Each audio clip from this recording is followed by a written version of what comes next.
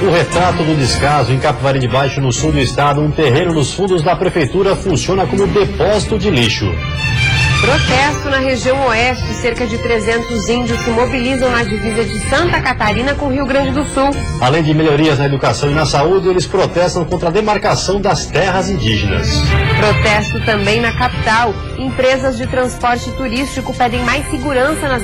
Agora vai, Prefeitura de Florianópolis publica edital para a duplicação de uma das ruas mais movimentadas da cidade. E ainda, após sequência de derrotas e falta de entrosamento com os jogadores, Gilson Kleina deixa o comando do Avaí. O auxiliar técnico vai treinar o time até o final da Série A. O Band Cidade desta quarta-feira já está no ar.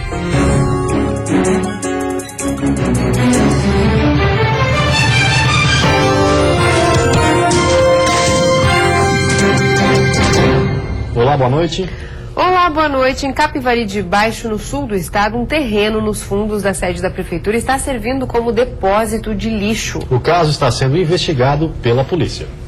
A área tem mais de 1.000 metros quadrados e está tomada por vários tipos de materiais, como pneus, fraldas descartáveis, garrafas, metal e até móveis. Um verdadeiro lixão a céu aberto.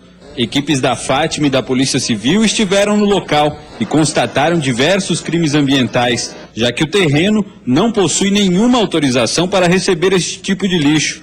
O local apenas pode servir como um depósito de materiais de construção da Secretaria de Obras do município.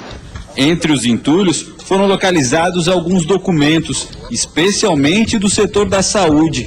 Ninguém se apresentou como responsável pelo lixão. Nós primeiro vamos tentar verificar o porquê que produtos ou lixo da prefeitura estavam ali sendo descartados, se a própria prefeitura, através ontem do secretário de obras, disse que ela era contra e iria denunciar as pessoas que estavam colocando lixo ali, que até a presente data não ocorreu, né? Então é possível também buscarmos com o próprio apoio da prefeitura, identificarmos quem na prefeitura eram os responsáveis por esse descarte e depósito de materiais ali. A quantidade de lixo no local é tão grande que em alguns pontos a montanha de entulhos ultrapassa os 2 metros de altura.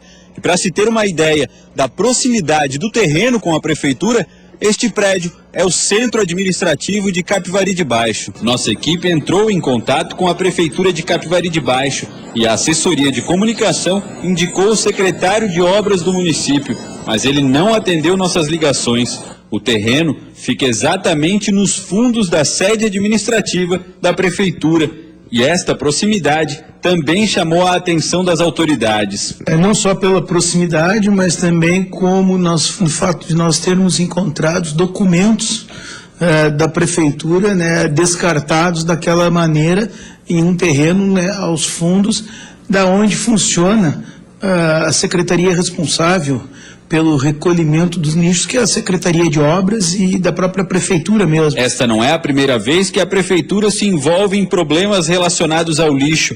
No fim do ano passado, uma rua estava sendo aberta neste local, utilizando materiais irregulares como aterro. Foi publicado hoje pela Prefeitura de Florianópolis o edital para a duplicação da rua Deputado Antônio do Vieira, uma das mais movimentadas da cidade.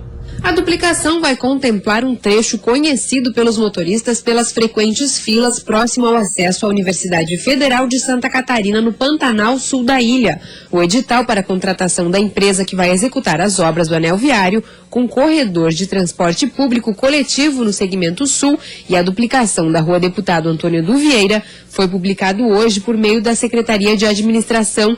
O investimento previsto é de cerca de 37 milhões de reais. Quando a obra for finalizada, o anel terá 17 quilômetros de faixas exclusivas ou preferenciais para ônibus. O objetivo é incentivar o uso do transporte coletivo e, como consequência, melhorar definitivamente o tráfego de veículos. A obra contempla também ciclovia, calçadas, drenagem, terraplanagem, sinalização horizontal e urbanização. A previsão para a conclusão é de 36 meses, a contar quando a empresa vencedora da licitação receber a ordem de serviço.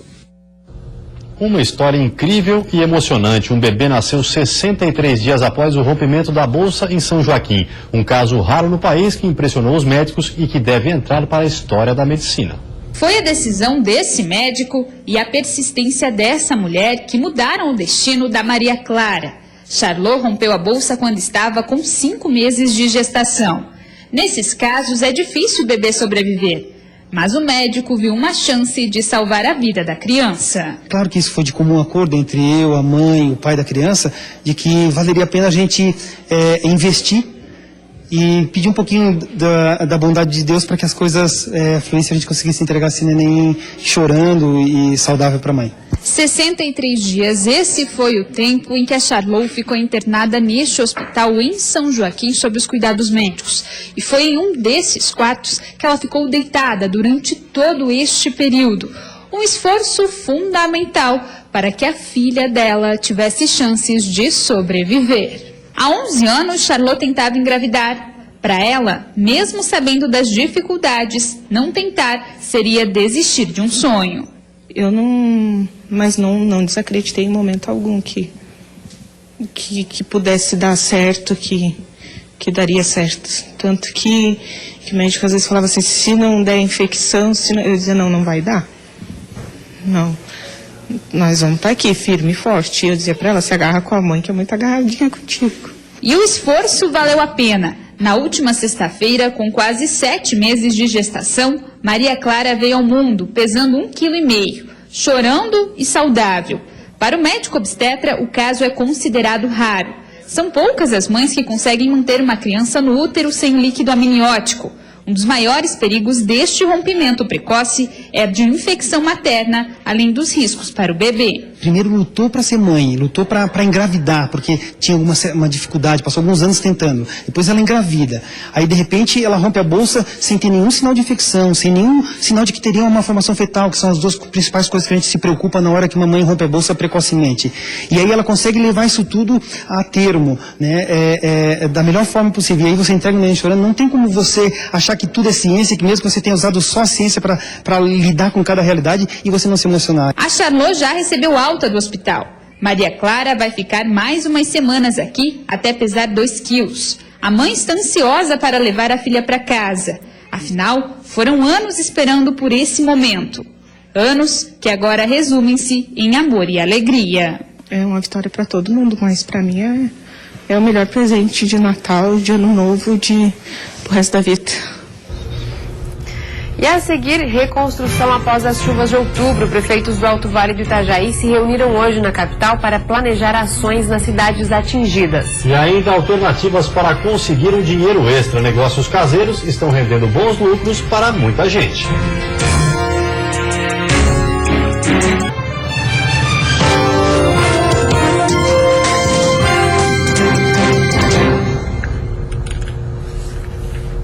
Prefeitos da região do Alto Vale do Itajaí se reuniram hoje na sede da Defesa Civil Estadual. Eles entregaram os planos de reconstrução das cidades atingidas pelas fortes chuvas. A região foi duramente afetada pelas chuvas de outubro e os prefeitos precisam encaminhar para o governo do estado a relação dos trabalhos e despesas para solucionar os danos causados pelas enchentes. Após isso, os relatórios são encaminhados para Brasília e só depois o Ministério da Integração Nacional libera a verba para a reconstrução das cidades. Vários municípios tiveram situação de emergência decretada e todos eles nós já anunciamos uma liberação mínima de valores correspondente ao óleo diesel para que eles pudessem fazer a limpeza das cidades, a recomposição da malha viária do interior dos municípios, que foi muito afetada. Na reunião desta manhã, alguns prefeitos já trouxeram seus relatórios de prestação de contas prontos e outros aproveitaram para finalizá-los. São estradas, são pontes, a própria cidade está bastante debilitada, né? Buracos em toda a cidade, bem claro isso, né? Então nós temos hoje uma demanda extremamente grande em função até do que nós passamos na situação econômica. Conforme relatório final da Defesa Civil de 8 até 31 de outubro, 111 municípios relataram danos causados pela chuva e 42 decretaram situação de emergência. Mais de 150 mil pessoas foram afetadas de alguma forma pelas chuvas e os prejuízos econômicos públicos e privados somam juntos mais de 500 milhões de reais. E depois desse dia ensolarado, a quinta-feira deve ser de muitas nuvens, com chance de chuva fraca e passageira ao longo do dia. As temperaturas ficam elevadas, com a máxima marcando 30 graus no litoral sul. No oeste e Planalto Norte, a máxima fica entre 27 e 28 graus. No Vale do Itajaí e Litoral Norte, máxima de 25. Na Grande Florianópolis, mínima de 19 e máxima de 22. E na Serra, a mínima registra 14 graus. Se o momento é de instabilidade econômica, há quem aposte em alternativas para conseguir um dinheiro extra. Cada vez mais pessoas estão investindo em negócios caseiros, mas vale alertar que planejamento é fundamental para que a possibilidade de lucro não se transforme em prejuízo.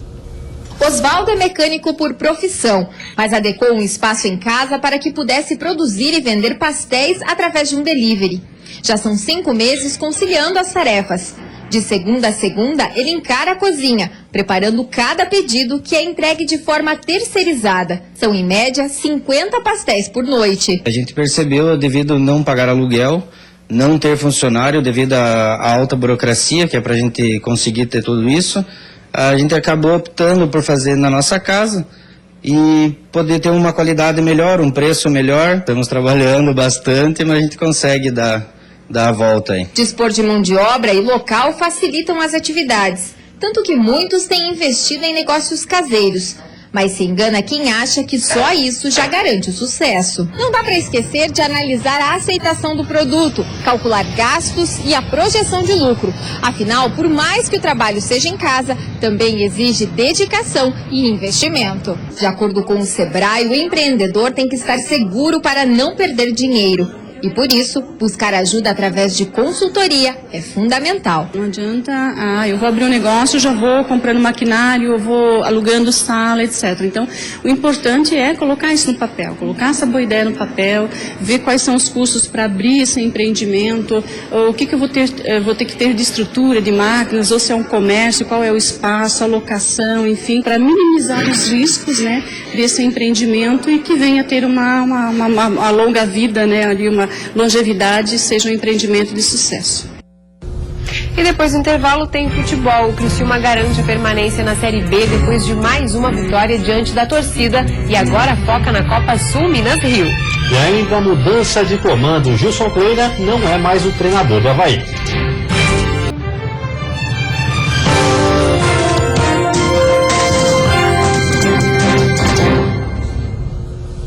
Futebol, Gilson Kleina não é mais o treinador do Avaí. O auxiliar técnico deve comandar a equipe até o final do Campeonato Brasileiro.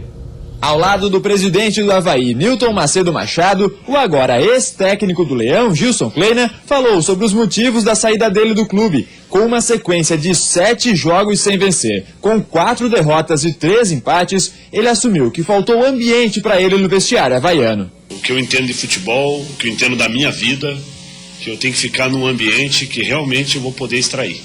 Então acho que nós pensamos realmente no Avaí e eu tenho certeza que uma atitude, uma decisão que nós tomamos vai ser benéfica para todos. O presidente do clube admitiu que houve uma reunião entre os líderes do elenco, mas disse que a decisão dos jogadores de pedir a saída do técnico não influenciou a dele. Foi uma coisa consensual do clube com o técnico.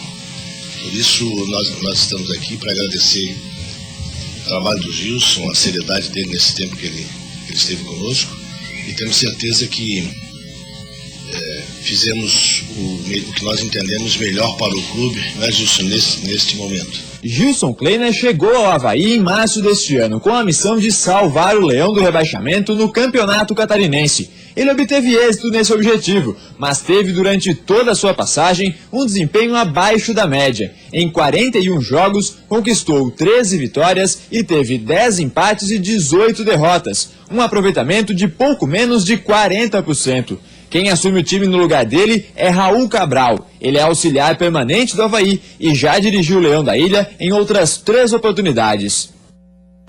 O Criciúma vence mais uma, garante a permanência na Série B do ano que vem e agora briga por uma vaga na Copa Sul Minas Rio. As duas equipes se enfrentaram em condições muito diferentes.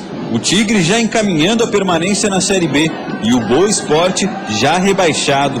O jogo mostrou bem por que essa situação. O Criciúma dominou as ações e matou a partida ainda no primeiro tempo. Thiago Adam desviou de cabeça e abriu o placar, 1-0. Na sequência, a única chance clara de gol do Boa na partida. Na sobra, Leonardo bateu e Barreto salvou. A resposta foi com Dudu Figueiredo, que bateu de fora, ela ainda tocou na trave e entrou, 2-0. Aí vem um lance daqueles que vale o ingresso. O lateral Marlon, de apenas 18 anos, arranca com a bola. Repare que Roger Guedes está aqui embaixo pedindo passe. E agora dá uma olhada no lançamento.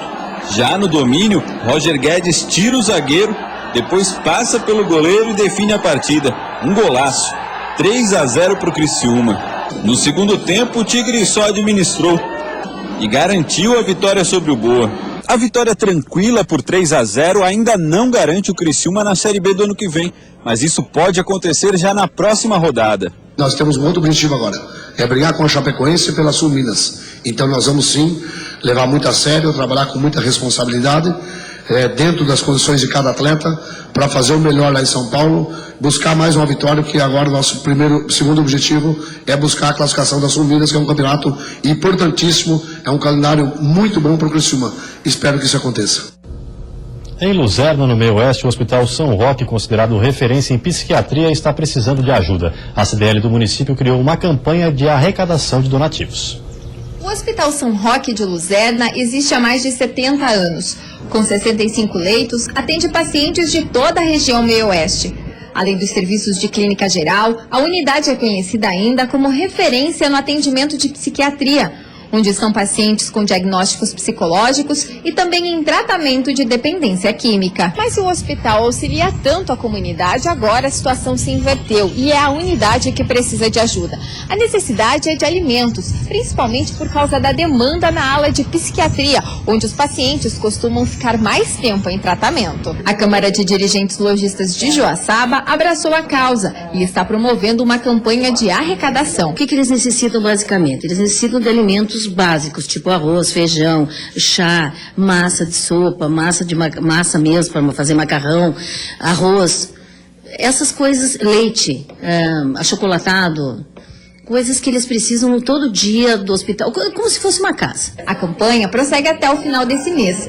De acordo com a presidente do hospital, as parcerias e a generosidade das pessoas têm feito a diferença nos últimos anos. Se nós recebemos alimentos, a nossa despesa com alimentação é menor e nós podemos usar esse valor para comprar medicamentos, para as outras coisas que nós necessitamos. A folha de pagamento dos nossos colaboradores também, né? E a seguir, índios se mobilizam e bloqueiam uma rodovia para protestar contra a demarcação das terras indígenas. E pedindo mais segurança nas estradas, empresas de transporte turístico realizam manifestação em Florianópolis.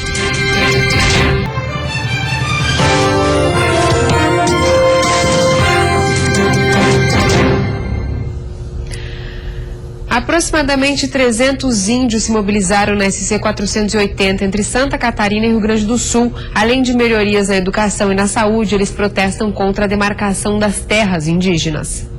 Faixas, danças e paralisação no trânsito. Os índios pedem melhorias na saúde, educação e são contra a PEC 215, que transfere a competência da União na demarcação das terras indígenas para o Congresso Nacional. A proposta também possibilita a revisão das terras já demarcadas. Mas nesse momento em que os índios brigam para ter um pedacinho de chão, para criar seus filhos, para a manutenção da cultura, tudo isso está ameaçado com a PEC 215. Então a sociedade precisa olhar atentamente para essa questão, ou seja, é um momento difícil que nós passamos, precisamos que a sociedade nos apoie a fazer um contraponto ao agronegócio que está vindo como um rolo compressor para cima das comunidades indígenas e dos povos indígenas pela exterminação. A categoria também não aceita que a demarcação das terras indígenas seja regulamentada por lei, o que atualmente é feito por decreto. A proposta está em debate há 15 anos. Se nós não tiver terra suficiente, nós não temos como dar uma educação de qualidade para os nossos índios, porque nós fomos diferente no passado, mas hoje nós só sabemos se defender, né? E esses parlamentares acham que eles são donos da verdade, né? E na verdade eles estão bem por fora da lei. Em Santa Catarina existem aproximadamente 15 mil indígenas. 12 mil estão concentrados aqui no oeste do estado, em 20 aldeias. A polícia está no local acompanhando a mobilização. O trânsito está sendo liberado a cada 30 minutos. As opiniões dos motoristas que passam pelo local estão divididas. Foi uma surpresa, acho que tem o direito aí de reivindicação, mas o problema é que atrapalha, né? Nós estamos tentando também produzir, e aí fica um pouco complicado cumprir com a agenda, né? Já tinha um pouco dos caminhoneiros que deu uma atrasada, mas agora a manifestação dos índios atrapalha um pouco os compromissos, né? Existem mobilizações em todo o sul do país e uma comissão está em negociação com lideranças do governo em Brasília para modificar a PEC 215. Enquanto os índios não tiverem retorno, a paralisação deverá continuar. Às vésperas da temporada de verão, as empresas de turismo de passageiros reclamam dos custos e dos riscos que a categoria enfrenta. Em um protesto hoje na capital, o setor pediu providências ao governo do estado.